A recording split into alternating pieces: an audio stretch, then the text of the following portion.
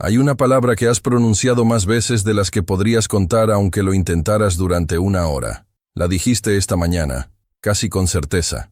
La dirás esta noche antes de cerrar los ojos. La has dicho en iglesias y en capillas, en salas de espera de hospitales, alrededor de mesas de comedor rodeado de familia que cree, y de familia que duda. La has dicho en el silencio de una habitación oscura cuando nadie más estaba escuchando, cuando la única audiencia posible era invisible. La has dicho cuando eras niño, y no entendías nada de lo que venía antes de ella, solo sabías que llegaba tu turno. Y la has dicho como adulto, a veces con más automatismo que convicción, pero la dijiste. Es una palabra tan familiar que se ha vuelto casi transparente. La ves sin verla, la escuchas sin procesarla. Existe en el fondo de la experiencia religiosa de miles de millones de personas, como el color de las paredes de la casa donde creciste, presente en cada recuerdo, casi nunca recordado por sí mismo. Y sin embargo, si alguien te detuviera ahora mismo y te preguntara qué significa esa palabra, exactamente, no una aproximación, no una paráfrasis, sino qué contiene esa palabra en su interior, qué está haciendo realmente en la boca de una persona que acaba de terminar una oración, la mayoría de la gente titubearía. La palabra es amén. 4 letras en español. Una sola emisión de voz que divide el tiempo en dos. Lo que se dice antes, y el silencio que viene después. La tratamos como se trata la firma al pie de un documento que ni siquiera leímos con cuidado. Un gesto necesario, correcto, automático, que ejecutamos cuando llegamos al final de algo. Una señal de que la conversación concluyó y que es hora de volver al mundo de las cosas concretas. Algunos la dicen suave, casi como un murmullo, como si no quisieran interrumpir el aire quieto que quedó después de la oración. Otros la dicen con fuerza, como una declaración. Pero si les preguntaras qué están declarando, tampoco podrían decirte con precisión. Pero amén no es español. Nunca lo fue.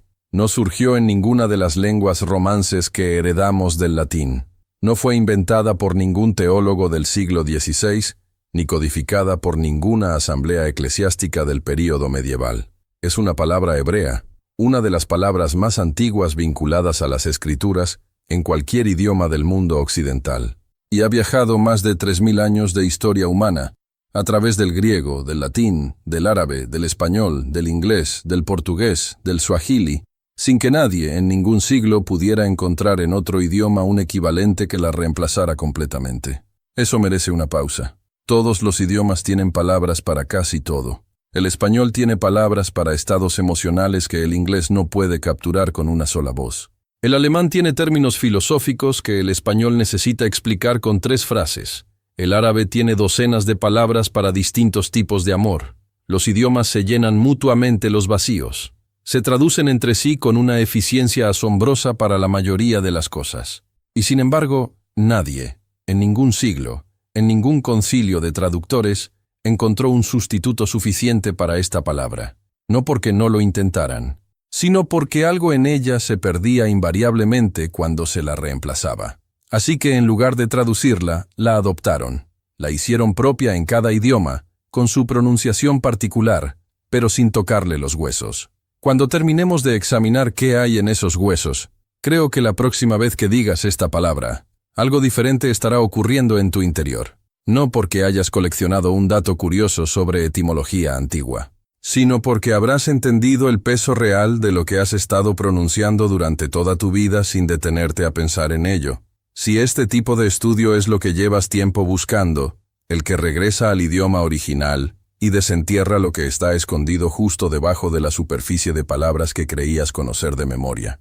Suscríbete ahora mismo y activa las notificaciones, porque hay mucho de esto por delante. Entremos en profundidad. La palabra amén proviene de una raíz hebrea formada por 3 letras: Aleph, Mem, Nun. El hebreo bíblico no escribe las vocales. Las letras registran las consonantes, y los lectores familiarizados con el idioma y el contexto saben cómo pronunciarlas. Esas 3 consonantes, Aleph, Mem, Nun, forman la raíz que se pronuncia amán, y esa raíz no tiene un único significado. Tiene un grupo de significados que orbitan alrededor de una misma idea central, que se refuerzan entre sí, y que todos apuntan en la misma dirección. Ser firme, ser sólido, no ceder bajo presión, Ser establecido de manera que no puede ser removido fácilmente. Ser confiable, no en el sentido de que promete ser confiable, sino en el sentido más exigente, que ya se ha demostrado confiable bajo presión real, en condiciones difíciles, a lo largo del tiempo. En el mundo del pensamiento hebreo, cuando algo era Amán, eso quería decir que podías cargar todo tu peso sobre ello sin miedo. No que parecía sólido desde lejos, no que daba la impresión de aguantar, sino que efectivamente aguantaba cuando aplicabas presión de verdad. Piensa en la diferencia entre apoyarte en una columna que fue construida correctamente y apoyarte en una que tiene grietas escondidas detrás del revoque. Las dos se ven iguales a simple vista. Las dos se sienten igual cuando las tocas ligeramente, pero solo una te va a sostener cuando necesites que aguante de verdad, cuando no tengas otra opción que descansar todo tu peso en ella. Eso es Amán, no la apariencia de solidez, la solidez misma, verificada. Y esta raíz no existe en el hebreo bíblico como una palabra aislada. Es la misma raíz de la que brota la palabra emuná, que la mayoría de las Biblias en español traducen como fe o como fidelidad, dependiendo del contexto en que aparece. Emuná, Amán, amén. Son la misma familia, el mismo sistema de raíces, la misma sangre lingüística fluyendo por venas distintas. No son palabras que coinciden en el sonido por accidente. Son expresiones distintas de la misma idea fundamental. Y esto importa profundamente, porque la fe, tal como se entendía en el pensamiento hebreo, no era una emoción. No era ese estado interior que algunos describen como una especie de calor espiritual que se siente en ciertos momentos y desaparece en otros. Ese sentimiento que fluctúa según las circunstancias de la vida. Emunah era confianza construida sobre una trayectoria. Era la certeza que crece cuando algo ha demostrado ser confiable una y otra vez, en condiciones distintas, con el tiempo como testigo. Un marinero tiene emuná en el nudo que ha resistido tormentas antes, porque lo ha observado resistir, y esa observación acumulada se convierte en terreno firme. Un médico tiene emuná en el diagnóstico que ha verificado con múltiples pruebas. No es fe ciega, es confianza construida sobre evidencia real. Eso es emuná. Y es exactamente la misma raíz que produce amén. De modo que cuando colocas esa palabra al final de una oración, lo que estás haciendo en su sentido más completo es tomar prestada una de las palabras más densas del hebreo bíblico y declarar: lo que acaba de decirse es firme. Está establecido. No es ilusión ni deseo ni expectativa sin fundamento. Yo pongo todo mi peso sobre esto. Va a aguantar. Eso cambia de manera considerable lo que sucede en el momento en que la dices. La primera vez que esta palabra aparece activamente en las Escrituras no es en una oración, no está en un salmo, ni en un texto de adoración, ni en ningún contexto que la mayoría de las personas asociaría con ella. Está en el libro de Números, capítulo 5, en medio de un procedimiento formal establecido por Dios a través de Moisés. Es un texto que incomoda al lector moderno por sus circunstancias específicas. Pero si uno presta atención al detalle lingüístico en lugar de quedarse en la superficie del procedimiento, hay algo notable. La persona que está de pie ante el sacerdote, bajo el peso de una declaración formal con consecuencias reales, responde a cada parte del proceso con una sola palabra, repetida 2 veces. Amén. Amén. No una vez, 2 veces. En el pensamiento hebreo, la repetición no es redundancia. La repetición es el mecanismo del idioma para llevar algo más allá del nivel ordinario hacia el nivel de lo definitivo. Cuando José le explica al faraón que el hecho de que un sueño se repita 2 veces significa que el asunto está determinado por Dios y que Dios se apresurará a hacerlo, está describiendo exactamente esta lógica. La repetición no añade información nueva, transforma el estatus de lo que ya fue dicho, de posible a sellado, de probable a irrevocable. El mismo principio aparece en Isaías, cuando los serafines rodean el trono y claman: Santo, Santo, Santo. 3 veces no, porque los serafines tengan vocabulario limitado, sino porque en hebreo, el superlativo absoluto se expresa con la repetición. No es 3 veces sagrado en el sentido de un cómputo. Es la santidad llevada a su grado más extremo, sin ningún punto de comparación posible. Entonces, cuando la persona en Números dice: Amén, amén, No está siendo enfática por costumbre. Está usando la forma más comprometida de esa declaración. Así sea completamente, sin reservas, sin condiciones implícitas, sin posibilidad de retractarse después. Lo digo en el sentido más pleno de lo que significa decirlo. Avanzamos hasta Deuteronomio, capítulo 27. Moisés está con el pueblo de Israel en las llanuras de Moab, en el umbral del territorio que Dios prometió 40 años atrás. El momento es solemne en un sentido que es difícil de capturar con palabras modernas. Esta nación lleva décadas en el desierto. Ha visto cosas que ninguna generación antes de ella vio. Ha sobrevivido circunstancias que no debería haber sobrevivido. Y ahora está aquí, en el borde, a punto de cruzar.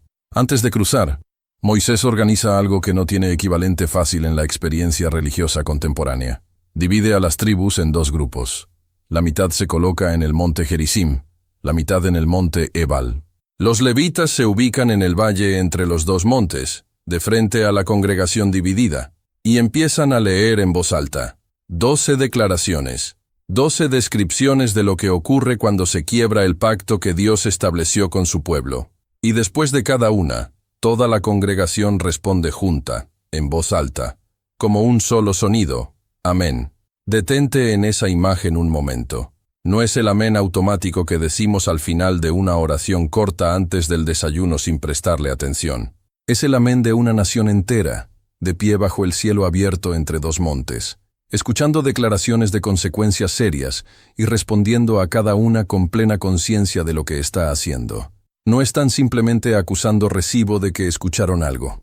Están usando lenguaje de pacto. Están firmando colectivamente. Están diciendo en voz alta, con testigos presentes a ambos lados. Hemos escuchado los términos. Comprendemos lo que implican. Y nos colocamos libremente, voluntariamente, con plena conciencia, bajo este acuerdo y sus consecuencias. No es una respuesta litúrgica, es una acción legal con peso real. El amén no cerraba la ceremonia. En muchos sentidos, era el corazón de ella. Más adelante en el texto, el libro de Nehemías añade una dimensión que vale la pena registrar. En el capítulo 8, cuando Esdras lee la ley, ante todo el pueblo reunido en la plaza de Jerusalén, después de décadas de exilio, después de que muchas personas de esa generación habían crecido sin acceso real al texto sagrado de su pueblo, la congregación responde. Nehemías describe el momento con detalles específicos. Cuando Esdras bendijo al Señor, todo el pueblo respondió, Amén, Amén. Y añade algo que no suele mencionarse, levantando las manos, con las palmas hacia arriba. Y luego, inclinaron la cabeza y se postraron. Esa es una imagen completamente diferente del amén que decimos mientras ya estamos pensando en otra cosa. Es participación consciente. Es el cuerpo comprometido con lo que la voz pronuncia. Es la persona entera, no solo las cuerdas vocales, diciendo, esto es real. Yo lo recibo como real. Me paro bajo ello. Luego están los salmos.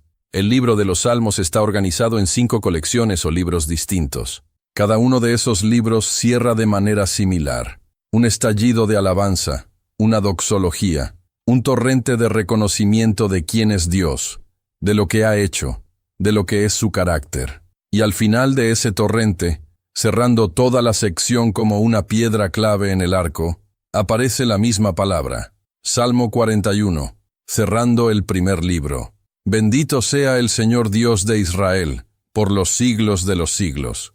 Amén y amén. Salmo 72, cerrando el segundo libro. Bendito su nombre glorioso para siempre, y toda la tierra sea llena de su gloria. Amén y amén. Y a continuación, el texto añade una nota que funciona casi como un susurro editorial. Aquí terminan las oraciones de David, hijo de Isaí, como si dijera, después de amén, no hay más que agregar. El edificio ya tiene su fundamento, no necesita más capas encima. Salmo 89 cierra el tercer libro. Salmo 106 cierra el cuarto. Cada vez, la misma lógica. La mayor expresión de adoración que el poeta puede construir no se cierra con más palabras, se cierra con amén. Fíjate en lo que está ocurriendo en todos estos textos juntos. Esta palabra aparece en procedimientos legales, en rituales de pacto nacional al aire libre, en la lectura pública de la ley ante una congregación reunida. en los momentos más íntimos y personales que un poeta puede expresar ante Dios. Y en todos esos contextos, sin importar cuán diferentes sean entre sí, hace exactamente lo mismo. Ancla, certifica, compromete, dice, esto es real, y quien lo dice está dispuesto a sostenerse en ello. No es una fórmula vacía que alguien inventó por conveniencia litúrgica. Es una de las acciones verbales más cargadas que existen en toda la tradición bíblica. Y entonces llega Jesús, y hace con esta palabra algo que nadie, en toda la historia registrada del judaísmo, había hecho jamás antes de él. Algo tan inusual, tan deliberado, tan imposible de explicar con las categorías existentes, que los escritores de los evangelios tomaron una decisión editorial notable. Decidieron preservar la palabra en su forma aramea original en lugar de traducirla al griego, que era el idioma en que estaban escribiendo sus textos para el mundo mediterráneo. El griego tenía palabras perfectamente funcionales para expresar verdad, certeza, solemnidad, afirmación. Los evangelistas sabían usar esas palabras. Las usaron en otros contextos. La razón por la que conservaron la forma original aquí es que lo que Jesús estaba haciendo no tenía equivalente en ningún idioma conocido, y cualquier traducción habría diluido el impacto de lo que estaba ocurriendo. Jesús usaba amén para abrir frases. Has leído la expresión docenas de veces, sin detenerte en lo que hay debajo de ella. En muchas traducciones en español encuentras, de cierto os digo, o en verdad les digo, o les aseguro que. La palabra debajo de esas traducciones es amén, o en el caso particular del Evangelio de Juan, amén, amén. Y Jesús la coloca al principio de la declaración. Para entender lo que eso significa, es necesario entender el sistema dentro del cual Jesús estaba operando, y del cual sus oyentes eran completamente conscientes. En toda la tradición del judaísmo rabínico y sacerdotal, el amén era siempre una respuesta. Sin excepción, sin variación registrada. Alguien leía la ley ante la comunidad. Alguien pronunciaba una bendición. Alguien hacía una declaración formal con peso religioso o legal. Y la congregación, o el individuo presente, respondía, amén. La secuencia era tan establecida como la estructura de la realidad. Primero viene la afirmación, luego viene la confirmación de la afirmación. Nadie confirmaba algo que todavía no había sido dicho. Nadie colocaba el sello antes de tener el documento en las manos. Eso habría sido, en la lógica de ese sistema, una inversión imposible del orden natural de las cosas. Excepto Jesús. Cuando Jesús abre una declaración con amén, está realizando algo que no tiene precedente documentado en ese mundo. Está diciendo, antes de que una sola palabra de lo que voy a decir llegue a tus oídos, ya te digo que es firme. Ya está establecido. No esperes que alguien más lo confirme. No busques una autoridad exterior que lo valide. Lo que estoy a punto de decirte no necesita respaldo externo porque el respaldo es parte de su propia naturaleza. Piensa en lo que eso comunica a personas que conocen perfectamente las reglas del sistema. En ese mundo, todos los maestros respetables construían su autoridad de la misma manera, apilando las opiniones de los maestros anteriores, creando un edificio de precedentes y referencias que sostenía cada nueva enseñanza. Un rabino bien formado no decía simplemente, esto es verdad. Decía, el maestro Hillel enseñó que, y a eso el maestro Shammai respondió que, y la tradición recibida de la escuela de tal y cual sostiene que, la autoridad era heredada, derivada, acumulada mediante referencia a lo que había venido antes. Era una cadena de garantías. Los profetas del Antiguo Testamento operaban de manera diferente, pero con la misma lógica de dirección. Así dice el Señor. 4 palabras que apuntaban la autoridad completamente hacia afuera, lejos del profeta mismo. El profeta no pretendía ser la fuente de lo que decía. Era el mensajero. Era el canal. La autoridad pertenecía al que lo había enviado y cuyo nombre pronunciaba. Jesús no hace ninguna de las dos cosas. No construye sobre la autoridad de ningún maestro anterior. No introduce sus palabras con, así dice el Señor. Dice amén, y entonces habla. Su propia voz es el fundamento. No apunta hacia ningún lugar externo. No acumula precedentes. Habla como si el origen de sus palabras y la garantía de sus palabras fueran exactamente la misma cosa. Las multitudes que estaban escuchando lo captaron en el acto, aunque probablemente no habrían podido articular exactamente qué era lo que estaban percibiendo. Mateo registra que cuando Jesús terminó el Sermón del Monte, la reacción de la gente no fue el tipo de asentimiento intelectual que produce un argumento bien construido. Fue asombro. Y Mateo especifica la causa de ese asombro. Les enseñaba como alguien que tiene autoridad propia, no como los escribas. Esa diferencia que sentían en el aire, esa sensación de que algo estructuralmente distinto estaba ocurriendo frente a ellos, tenía una forma lingüística concreta. Y esa forma era amén, colocado antes de la frase, no después. En el Evangelio de Juan, el uso va aún más profundo. No solo aparece amén al comienzo de las declaraciones importantes, aparece duplicado. Amén, amén, les digo. Y cada vez que esa fórmula doble aparece en Juan, lo que viene a continuación es algo que el establecimiento religioso de ese tiempo encontrará escandaloso, o incomprensible, o ambas cosas a la vez. Es necesario que nazcan de nuevo. Amén, amén. Antes de que Abraham existiera, yo soy. Amén, amén. El que oye mi palabra y cree al que me envió tiene vida eterna. Amén, amén. Yo soy la puerta.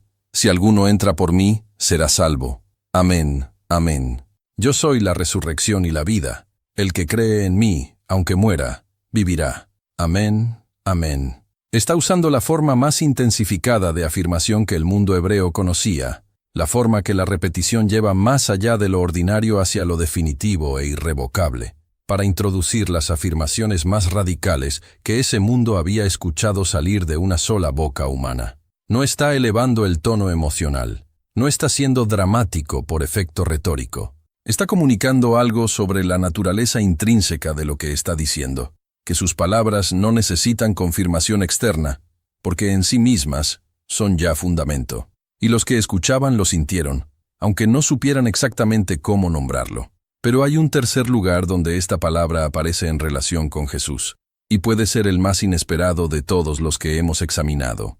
En el libro del Apocalipsis, el Cristo resucitado dicta cartas a 7 comunidades de creyentes en Asia Menor. Cuando llega a la carta dirigida a la congregación de la Odisea, en el capítulo 3, se introduce con un título, y el título que elige no es ninguno de los que ha usado en otros lugares del mismo libro. No dice, yo soy el que tiene los 7 espíritus de Dios. No dice, yo soy el primero y el último, el que vive y estuvo muerto. No dice, yo soy el Hijo de Dios, el que tiene ojos como llama de fuego, aunque usa todos esos títulos en distintos momentos del libro. A la Odisea le dice esto, el Amén, el testigo fiel y verdadero, el principio de la creación de Dios. Se llama a sí mismo el Amén, no alguien que pronuncia Amén, no un maestro que utiliza esta palabra de manera inusual, no una figura histórica cuyo nombre está asociado con el uso de esta palabra. Él es el Amén, la realidad hacia la que la palabra ha estado apuntando a lo largo de toda su historia. El que es absolutamente firme, absolutamente establecido, en quien no existe sombra de variación ni el menor asomo de inconstancia. Siglos antes, el profeta Isaías había usado esta misma construcción en el capítulo 65 de su libro, y de manera notable, la usa no una sino 2 veces en el mismo capítulo. Habla del Elohim del Amén, que las versiones modernas traducen como el Dios de la verdad o el Dios fiel. Esa frase usa exactamente la misma raíz que hemos estado examinando. Es el Dios que es Amán, sólido, confiable, que no varía, cuyas palabras tienen el peso de lo que es firme por naturaleza y no por esfuerzo. Y ahora el Cristo resucitado, en el último libro de las Escrituras, toma ese mismo título y lo usa como nombre propio. No está citando a Isaías como fuente de autoridad. Está tomando posesión de lo que Isaías describió. Está diciendo, lo que Isaías llamó el Dios del Amén. Ese soy yo. Pablo, escribiendo a la iglesia en Corinto, toma todos los hilos que hemos estado examinando y los ata en una sola afirmación que resulta ser uno de los versículos más densos de toda su correspondencia. Porque todas las promesas de Dios son en Él sí. Por eso, por medio de Él, nosotros decimos Amén a Dios para su gloria. Segunda de Corintios, capítulo 1, versículo 20. Piensa en la densidad de lo que está contenido en esas 2 frases. cada promesa que Dios pronunció en las Escrituras. Las palabras que habló a Abraham bajo un cielo lleno de estrellas, cuando le dijo que sus descendientes serían innumerables como la arena del mar y como las estrellas que no se pueden contar. Las palabras que resonaron desde la nube en el Sinaí, cuando estableció un pacto con un pueblo entero. Las palabras de los profetas que hablaron de restauración cuando todo parecía irrecuperable, que describieron salvación cuando el presente era solo ruinas, que prometieron un futuro cuando no había evidencia visible de que ese futuro fuera posible. Toda esa arquitectura de declaraciones construida a lo largo de siglos, todo ese edificio de promesas acumuladas a través de generaciones, cada palabra de aliento, cada advertencia seria, cada descripción de lo que Dios haría y de lo que Dios es, todo eso encuentra en Jesús su confirmación definitiva, su fundamento permanente, su amén. No que Él las verifica como un auditor, verifica que los números de una cuenta cuadran, sino que Él es el terreno sobre el que todas esas promesas descansan. Él es la razón por la que aguantan. Si alguien te pregunta, ¿por qué puedes confiar en esas palabras? La respuesta es Él. Él es el amén de todo lo que Dios ha dicho. Y cuando nosotros decimos amén al final de una oración, dice Pablo, estamos participando de eso, no de manera abstracta o metafórica. Estamos diciendo, me paro sobre este terreno, y este terreno aguanta porque Él aguanta. La iglesia primitiva entendía esto de una manera que nosotros en gran parte hemos perdido en la automatización de la práctica religiosa moderna.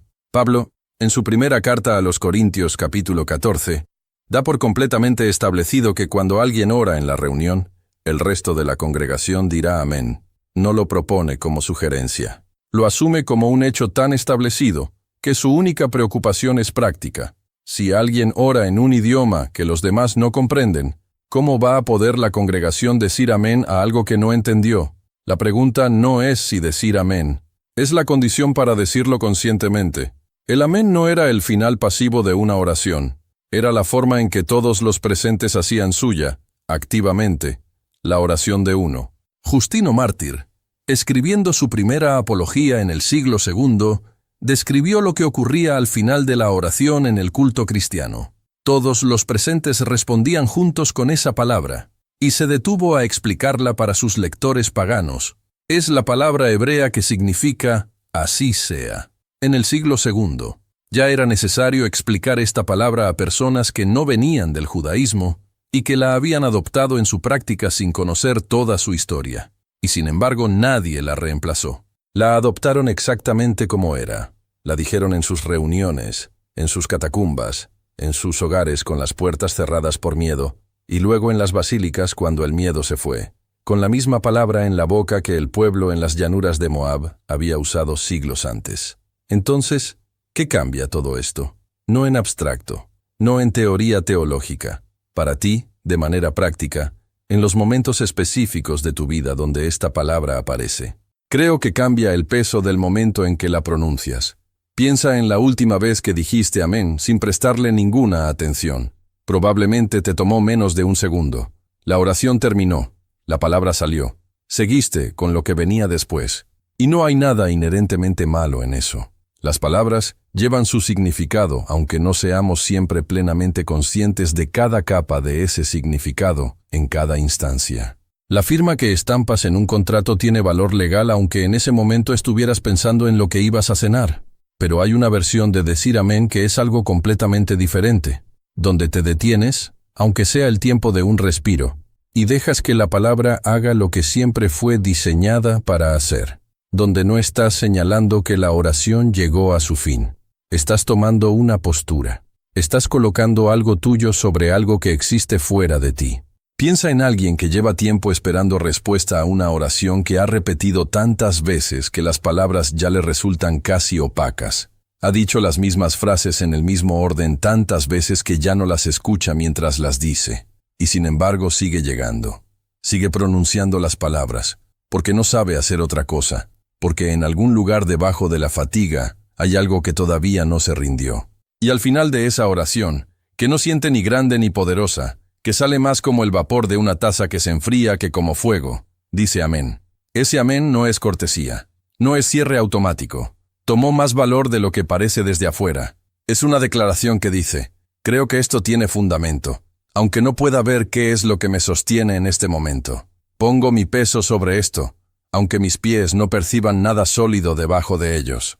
No porque yo sea especialmente valiente, sino porque tengo razones, construidas sobre una historia más larga que mi historia personal, para creer que el terreno está ahí aunque no lo sienta. Eso no es una cosa pequeña. Eso podría ser el acto de mayor coraje que un ser humano puede realizar en la intimidad de su propia vida, sin audiencia, sin aplauso, sin que nadie más sepa qué ocurrió. O piensa en alguien que dice amén completamente solo, sin congregación, sin nadie que lo escuche ni valide. Quizás en el auto después de un día difícil o de madrugada en la cocina con la casa dormida.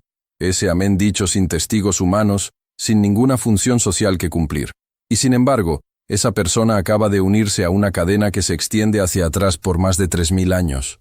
Toda la gente que ha pronunciado esta misma palabra en soledad, frente a Dios, sin audiencia humana que la respaldara. El amén no requiere testigos para tener peso. Siempre tuvo un solo destinatario real.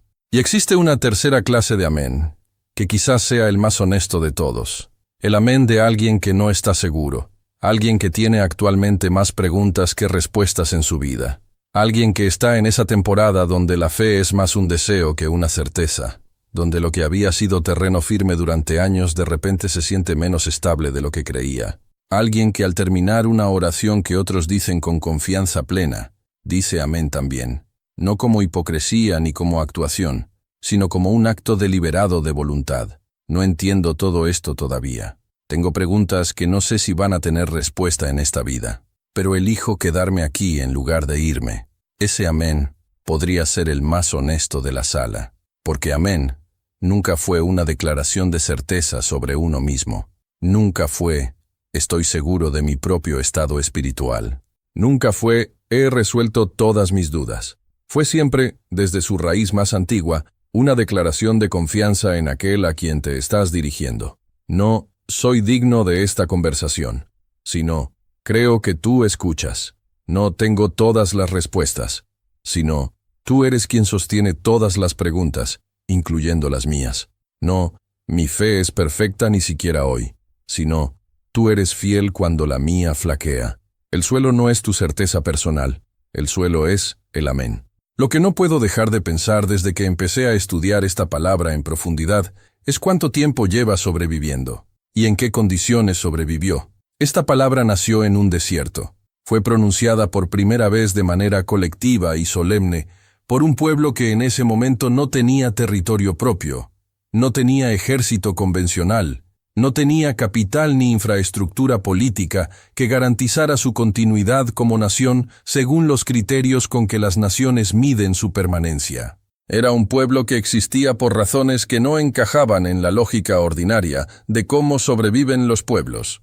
Y la palabra que pronunció ese pueblo sobrevivió a todo lo que tenía más razones aparentes para sobrevivir. Los imperios que grabaron sus leyes en piedra y levantaron monumentos diseñados para durar eternidades se convirtieron en objeto de estudio para arqueólogos.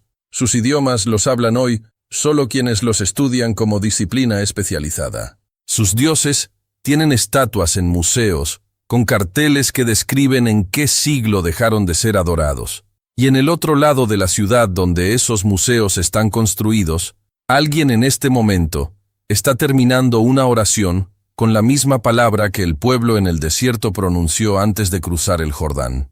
Eso no tiene explicación ordinaria de supervivencia cultural. No fue solo transmisión pacífica. Hubo épocas en que reunirse para pronunciar este nombre era un crimen. Hubo culturas que la persiguieron con todos los recursos del poder organizado. Y la palabra sobrevivió, no a pesar de la presión, precisamente a través de ella, porque bajo presión extrema lo accesorio desaparece y lo esencial permanece. Y considera también lo que ocurrió en el terreno de los idiomas. Cada lengua del mundo tiene su propio modo de decir que así sea.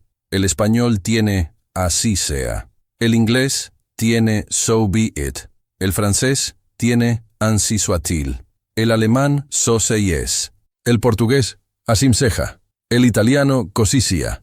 Cada tradición lingüística generó su propia expresión para ese concepto. Ninguna de esas expresiones cruzó fronteras lingüísticas. Ninguna fue adoptada por culturas que no la habían generado. Permanecieron donde nacieron, como casi todas las palabras permanecen. Solo amén cruzó todos los límites. El árabe tiene amín, pronunciada y usada en contextos de oración de manera prácticamente idéntica. El suajili la tiene. Las lenguas indígenas de América la adoptaron cuando los misioneros llegaron al continente, y en muchos casos se integró con tanta naturalidad en la práctica de esas comunidades que las generaciones que crecieron con ella difícilmente podrían imaginar sus oraciones sin ella. En idiomas que no tienen nada en común gramaticalmente ni fonéticamente, en culturas que nunca tuvieron contacto entre sí, hasta que alguien llevó un texto entre ellas, la misma palabra, con sus 4 letras. Sin traducción. Las palabras que sobreviven así no son simples vehículos de comunicación, son recipientes. Contienen algo que no puede ser destruido porque la realidad que señalan tampoco puede ser destruida. El amén, el que es firme y fiel y establecido desde antes de que el tiempo comenzara, el que ha sostenido cada promesa que ha pronunciado sin que ninguna de ellas haya caído al vacío, ha sobrevivido a todo lo que se levantó contra él a lo largo de los siglos. Y la palabra que lleva su carácter ha viajado junto a él, sílaba por sílaba, idioma por idioma, generación por generación. Así que la próxima vez que llegue ese momento, cuando alguien termine de orar, y esa sílaba esté formándose en tu boca, deja que ocurra lo que siempre fue diseñado para ocurrir. Deja que sea lo que siempre fue, no el punto final de una oración, la piedra sobre la que la oración descansa, no la señal de que terminaste de hablar.